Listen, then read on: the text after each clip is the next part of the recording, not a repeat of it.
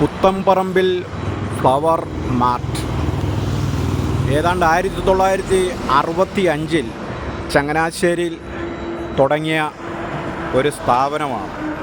ചങ്ങനാശ്ശേരിക്കാർ കംപ്ലീറ്റും ആ കാലഘട്ടത്തിൽ പൂക്കൾ മേടിച്ച് ശവസംസ്കാരത്തിനും വിവാഹ കാര്യങ്ങൾക്കും അങ്ങനെ എന്ത് നല്ല പരിപാടി വന്നാലും പൂക്കൾ വാങ്ങണമെങ്കിൽ ഈ പുത്തൻപറമ്പിൽ ഫ്ലവറിനെയാണ് ആശ്രയിച്ചുകൊണ്ടിരുന്നത്.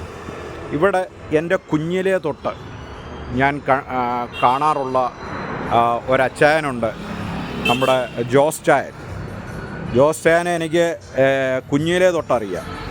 ജോസ് ചായ, നിങ്ങൾ ഇവിടെ ഈ പൂക്കട ഉണങ്ങിയിട്ട് എത്ര വർഷമായി? 1961 ആ, ഞങ്ങൾ ഇവിടുന്ന് സഹോദരങ്ങൾ അപ്പൻ എല്ലാവരുമായിട്ട് തുടങ്ങിയ പ്രസ്ഥാനമാണ്. ആ, ഇപ്പോൾ എല്ലാം മാറി ഞാൻ എൻ്റെ സെപ്പറേറ്റ് ആയിട്ട് വന്നിട്ട് ഇപ്പം 18 കൊല്ലമായി ഇവിടെ ഇരിക്കാൻ തുടങ്ങിയത് അല്ലേ? ആ, അത് ശരി. അപ്പോൾ ഈ ഇടയ്ക്ക് നമ്മുടെ സർക്കാർ, കേന്ദ്ര സർക്കാർ ഇവിടെ പൂക്കൾ, അതായത് കേന്ദ്രമാണോ കേരളമാണോ എനിക്ക് കറക്റ്റ് അറിയത്തില്ല, കോടിക്കണക്കിന് രൂപ കേരളത്തിലുള്ള പഞ്ചായത്തുകൾക്കും മുനിസിപ്പാലിറ്റിക്കും എല്ലാം കൊടുത്തു. അതായത് നമ്മുടെ ഈ ജമന്തിപ്പൂ കൃഷി ചെയ്യാനായിട്ടാണ്. ആ, ബന്ദി എന്നതിന് പറയുന്നല്ലേ, ആ ബന്ദിപ്പൂവിന് കൊടുത്തു. പക്ഷെങ്കിൽ ഞാൻ അതിൻ്റെ ഒരു വീഡിയോ ഇട്ടിരുന്നു, നമ്മുടെ ചങ്ങനാശ്ശേരി മുനിസിപ്പാലിറ്റി ചെയ്തതിൻ്റെ ഒരു വീഡിയോ ഇട്ടു. നിങ്ങൾ ഫ്രീ ആയിട്ട് വന്ന് മേടിച്ചോളൂ ഓണത്തിന്, അത്തപ്പൂ ഇടുമെന്നും പറഞ്ഞു. അപ്പോൾ ഇവിടുത്തെ ചെയർമാൻ എന്നെ വിളിച്ചിട്ട് പറഞ്ഞു, അങ്ങനെ ഒരിക്കലും ഇടരുത്, ആ വീഡിയോ ക്യാൻസൽ ചെയ്യണം, ഞങ്ങൾ പൈസയ്ക്കേ കൊടുക്കത്തുള്ളൂ എന്ന് പറഞ്ഞു. ഞാൻ മുനിസിപ്പാലിറ്റിയുടെ ഏതാണ്ട് 1.5 ടണ്ണോളം പൂ എടുത്തത് ഞാനാണ്. ആണല്ലേ? എടുത്തു സഹായിച്ചു.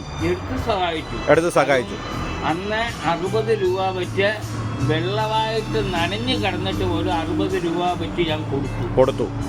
ആ, അത് ശരി. തമിഴ്നാട്ടിൽ നിന്നും ഒക്കെ വരുന്നതിന് നമുക്ക് 10 കിലോ എടുക്കുമ്പോൾ അതിന് ഡാമേജ് അല്ലെങ്കിൽ കുറവ് എന്നും പറഞ്ഞ് നമുക്ക് ഒരു 10 കിലോ പൂ കിട്ടുന്ന അത് ഇവിടെ നിന്ന് കിട്ടിയിട്ടുമില്ല. ഒന്നും ബലമായിട്ട് എടുപ്പിച്ചാണോ? എടുക്കണമെന്ന് പറഞ്ഞ് ബലമായിട്ട് എടുപ്പിച്ചാണോ? അല്ല, അത് മാത്യൂസും ഞാനുമായിട്ടുള്ള ഫ്രണ്ട്ഷിപ്പിൽ എന്നോട് അത് തന്നെയല്ല, നമ്മുടെ നാട്ടിൽ തുടങ്ങിയ ഒരു പുതിയ സംരംഭം വിജയിക്കട്ടെ. മുനിസിപ്പാലിറ്റിയുടെ നല്ല അത് സ്ഥലത്ത് കിടക്കുന്ന സാധനം കിട്ടുവാണെങ്കിൽ കിട്ടും. പ്രത്യേകിച്ച് പോരാത്തതിന് നമ്മുടെ ഇവിടെ ക്ലീൻ ചെയ്യുന്ന പെണ്ണ്, അവിടുത്തെ ഈ ജീവനക്കാരില്ല, തൊഴിലിരിപ്പുകാരാ, അവര് പറഞ്ഞു നല്ല പൂവുണ്ട്, എടുക്കാവോ എന്ന് ചോദിച്ചു. അതുകൊണ്ട് തന്നെയല്ല നമ്മുടെ ഇവിടെ ഒരുപാട് കുടുംബശ്രീക്കാരൊക്കെ കൊണ്ടുവന്നു ആ പൂവെല്ലാം എടുത്തു. പക്ഷെ തമിഴ്നാട്ടിൽ നിന്ന് എടുത്തതിനായിട്ടും നമ്മൾ കുറച്ച് കൂടുതൽ ഇവിടുന്ന് എടുത്തു. പക്ഷേ വലിയ വ്യത്യാസങ്ങളൊന്നുമില്ല. എങ്കിലും 60 രൂപയ്ക്കൊക്കെ നമുക്ക് അല്ലെങ്കിൽ ഒരു ദിവസം വാങ്ങാനോ അവിടെ മാക്സിമം വില കൂടത്തുള്ളൂ, 1 അല്ലെ 2 ദിവസം. അത് കഴിഞ്ഞ പിന്നെ ഇല്ല.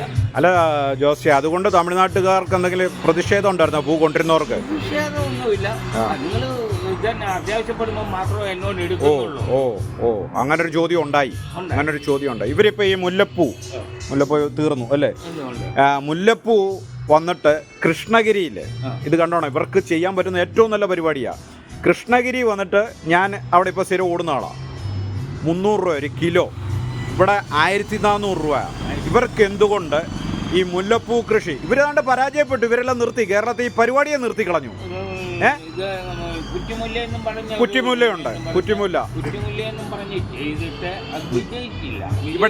ഇവിടെ നമ്മുടെ കേരളത്തിലോ ആവശ്യത്തിന് വെള്ളവും അത് കൊടുക്കണം.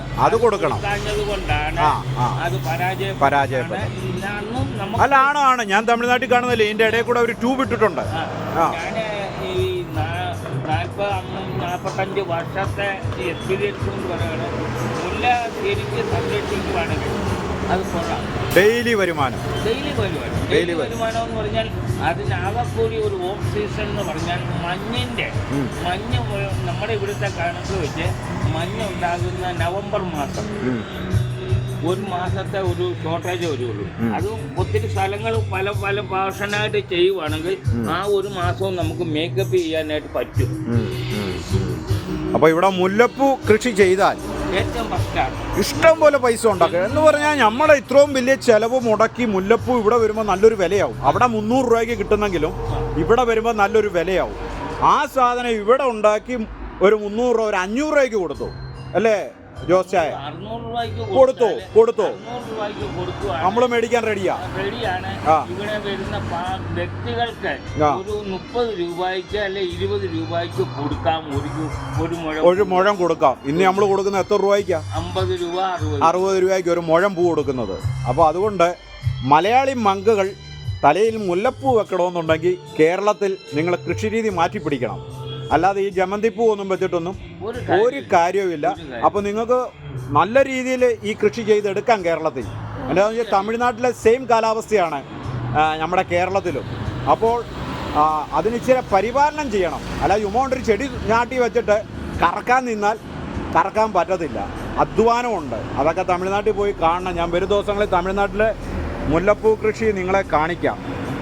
അപ്പോൾ ജോസ്റ്റാൻ രാവിലെ നല്ല പ്രഭാത ഭക്തിഗാനമൊക്കെ ഇട്ടാണ് ഇരിക്കുന്നത്. ഞാൻ ഓളിയൊക്കെ കുറപ്പിച്ചതാണ്. അപ്പോൾ ഈ കട എല്ലാവർക്കും മനസ്സിലായല്ലോ. നമ്മുടെ സംഗീതയുടെയൊക്കെ ഓപ്പോസിറ്റാ. പിന്നെ ഞാൻ പറയണ്ട 61 കട അറിയാവോ എന്നൊന്നും ചങ്ങനാശ്ശേരിക്കാരൊക്കെ ചോദിക്കേണ്ട കാര്യമില്ല. എന്നാൽ ജോസ്റ്റാ ഓക്കെ, ദൈവം അനുഗ്രഹിക്കട്ടെ. പ്രഭാതത്തിൽ വന്ന് ദൈവം അനുഗ്രഹിക്കട്ടെ എന്ന് പറയില്ലെന്നാ ബൈബിളിൽ. പ്രഭാതത്തിൽ വന്ന് നീ അനുഗ്രഹിക്കട്ടെ എന്ന് പറയില്ലെന്നാ. അതിൻ്റെ അർത്ഥം എന്താണെന്നൊന്നും എനിക്ക് അറിയത്തില്ല. എന്താണെന്ന് ഞാൻ പറയാ, ദൈവം അനുഗ്രഹിക്കട്ടെ. ദീർഘായുസോടുകൂടി. അതെ അതെ. ഓക്കെ. ചങ്ങനാശ്ശേരിയിൽ ആദ്യകാലത്ത് ഒരു ഫോൺ ചെയ്യണമെന്നുണ്ടെങ്കിൽ ഇവിടെ വരണമായിരുന്നു. ഇത് മക്കാറിക്കാട് ഫ്രൂട്ട്സ് കടയാണ്. ഇവിടെ ഈ റൂമിൻ്റെ അവിടെ വന്ന് ഞാനൊക്കെ കുഞ്ഞിലെ വന്ന് ക്യൂവിൽ നിന്നിട്ടുണ്ട്. ഒരു വിദേശത്തോട്ടൊക്കെ ഒന്ന് ഫോൺ ചെയ്യണമെന്നുണ്ടെങ്കിൽ ഇവിടെ വന്നിട്ട് ഞങ്ങൾ ട്രങ്ക് ബുക്ക് ചെയ്ത് മണിക്കൂറുകൾ കാത്തു നിന്നാണ് ഇവിടെ നിന്ന് വിദേശത്തോട്ട് ഒരു ഫോൺ വിളിക്കാനായിട്ട് വെയിറ്റ് ചെയ്ത് നിൽക്കും. അങ്ങനെ ചങ്ങനാശ്ശേരിയിലെ ഒരേ ഒരു സ്ഥലമായിരുന്നു ഈ മക്കാറിക്കാട് ഈ ബൂത്ത്, STD ബൂത്ത്.